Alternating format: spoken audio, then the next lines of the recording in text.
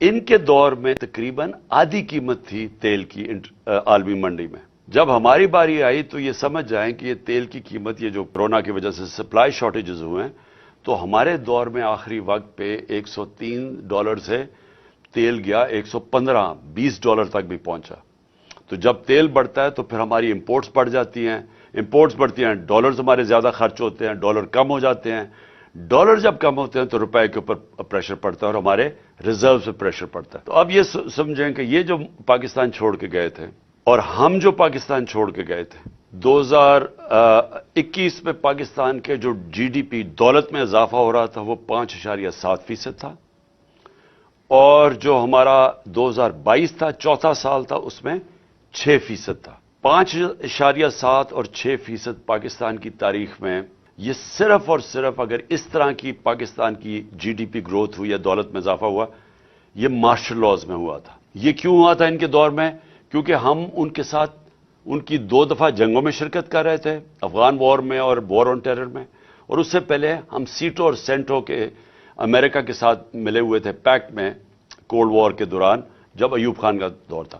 صرف ان دوروں کے اندر ہماری گروتھ ریٹ اس سطح پہ پہنچی تھی کیونکہ امریکہ سے ڈالرز مل رہے تھے پاکستان کو. یہ واحد گورنمنٹ ہے جو امریکہ کے ڈالرز نہ ملنے کے باوجود اس نے 5.7 اپنے تیسرے اور 6.8 پہ ہماری اکانومی گرو کی.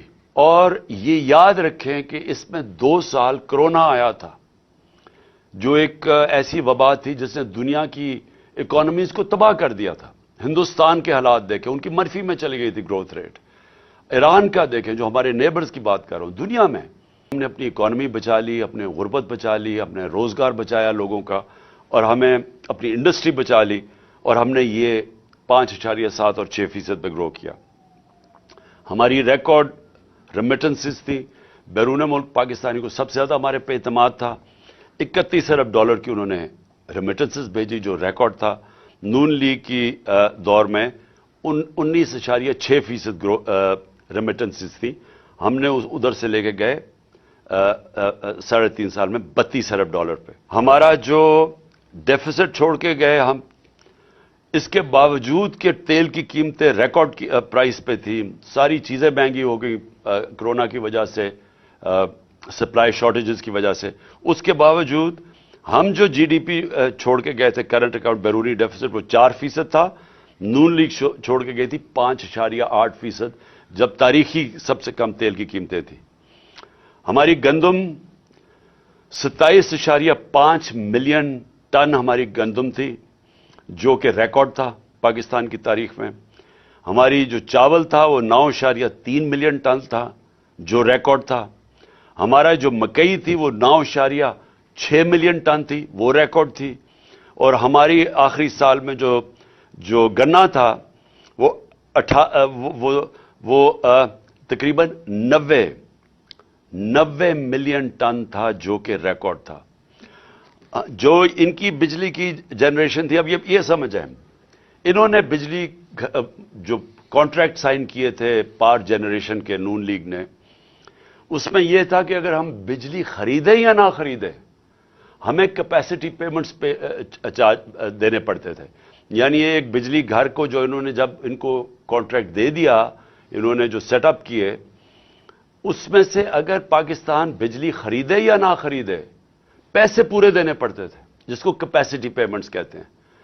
تو اس کے لیے اگر آپ جب تک ہم بجلی، اور انہوں نے اتنے زیادہ بنا دیے، کیپیسٹی اتنی زیادہ کر دی، ہمارے پاس ملک کے پاس طور طریقہ ہی نہیں تھا وہ بجلی استعمال کرنے کا. ہمارے میں کیپیسٹی نہیں تھی، پیسے ہم پھر بھی ان کو دے رہے تھے.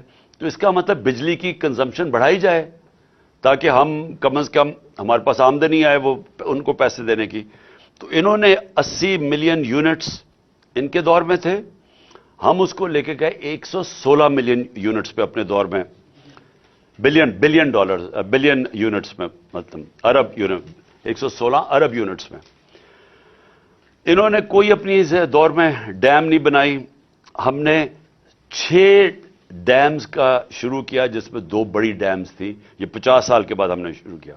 ہم نے ہیلتھ کارڈ کیا جو دنیا اکنالج کرتی ہے کہ ایک لانسٹ میگزین ہے جو دنیا کی سب سے بڑی ہیلتھ ایشوز کے اوپر میگزین آتی ہے، جو سب سے ریسپیکٹڈ ہے، اس میں انہوں نے ہماری تعریف کی کہ جو پاکستان ہیلتھ کارڈ لے کے آیا ہے یہ ہمارے سے بڑے امیر ملکوں کے اندر بھی اس طرح کی لوگوں کے لیے، عوام کے لیے ہیلتھ انشورنس نہیں تھی جو ہم لے کے آئے۔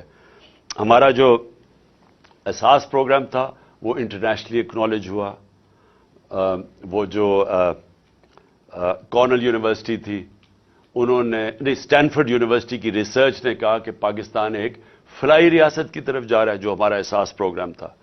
اور ہماری جو بلین ٹری سونامی تھی، جو ہم درخت لگانے کی کیمپین شروع کی ہوئی تھی، یہ انٹرنیشنلی اکنالج کیا گیا۔ یہ بورس جانسن برطانیہ کے پرائم منسٹر میرا نام لے کے یونائٹڈ نیشنز میں تعریف کی کہ پاکستان ایک باقی ملکوں سے آگے نکلا ہوا ہے یہ موسم کی تبدیلی کی فائٹ کے اگینسٹ۔